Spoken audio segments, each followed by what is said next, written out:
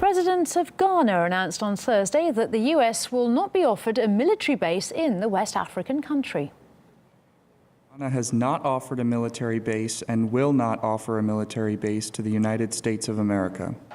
Well, the statement comes after mass protests in Ghana's capital, Accra, against the military deal with the US. The demonstrators were worried such an agreement would give Washington too much influence over the country's sovereignty. RT's Igor Zdanov looks at how the US and other nations have been trying to gain a stronger foothold in the continent.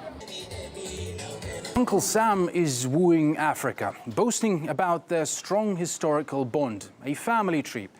Washington's key argument is a 7,000-strong corps of soldiers scattered all across the continent. The impression this map makes is unambiguous. Africa is no one's playpen but America's.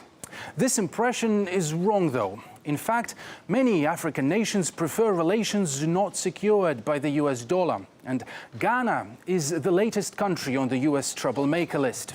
And for Washington, it couldn't have come at a worse time. The Pentagon understands hearts and minds are there for the taking.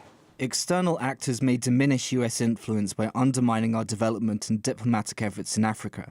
Nonetheless, as the strategic environment becomes more crowded and competitive, our engagement with external actors like China and Russia will continue, with an open and clear discussion of intersecting interests and differences.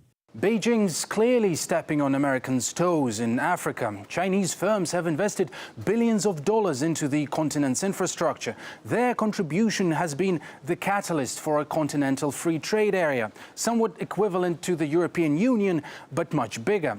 Soft powers got Washington in a twist, with sale pitches attempting to undermine China's expansion in Africa. Partner with African countries by incentivizing good governance to meet long-term security and development goals.